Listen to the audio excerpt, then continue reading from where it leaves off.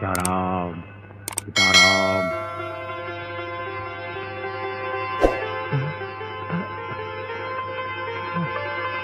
હું એટલે આટલું બધું હોઈ રહ્યો? કઈ ઉજાગરા કર્યા હતા? સીતારામ. સીતારામ સીતારામ બેટા. બાપા તમે અહીં? મારા રામજીનો હુકમ છે બેટા, એટલે મારે અહીંયા આવવું પડ્યું. બોલ, કેટલું દેણું છે તારી માથે? તને કહું છું ગોવિંદા, બોલ કેટલું દેણું છે? બાપા હા 60,000. અરે 60,000 રૂપાડીમાં તાતા ફાફા શું કરાશ? ગોવિંદા, તારી ભેગો બાપો બજરંગ દાસ છે. બોલાવ, તારા જેટલા લેણદારો એટલા બધાને બોલાવી લે. એલા કોણ છે ન્યા? બોલો બાપા. અરે જે હોય આ ગોવિંદા પાસે જેટલા પૈસા માંગતા હોય બધાને બોલાવી લે. હમણાં જ બોલાયો બાપા. હાલો વાલા, કોના કોના કેટલા કેટલા બાકી છે આ ગોવિંદભાઈ પાસે? 30,000. આવો, કેટલા બાકી છે તમારા? 30,000.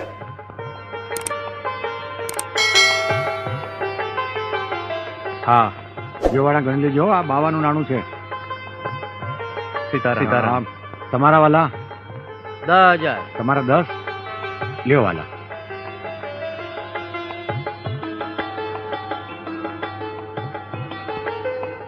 લ્યો 5 અને 5 10 ગણી લેજો વાલા. ગણેલા જોઈએ ને બાપા. તમારા કેટલા? 10,000. લઈ જાઓ ભાઈ.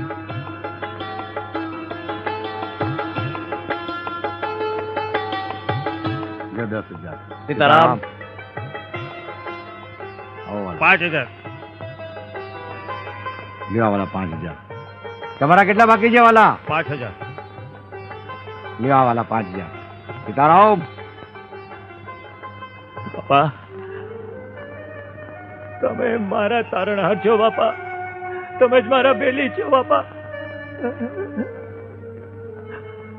ગોવિંદ, હે ગોવિંદા, હે ગોવિંદ. અરે મારા વાલા, આવી નાની નાની મુસીબતમાં મૂંઝાઈ ગયો તો. અરે વાલા, જેને મારી રાખી છે એ તારી નહીં રાખે? મારો વાલો તો સમરથ છે ગોવિંદ. પેલા તું આમ રોયા જ કરીશ કે ચા બા કંઈક પાઈશ બાપાને? આ છે ગોવિંદ ભગત, અત્યારે 65 વર્ષના છે, ભાવનગર જિલ્લાના કાનપર ગામમાં રહે છે. આ લ્યો બાપાની બંડી.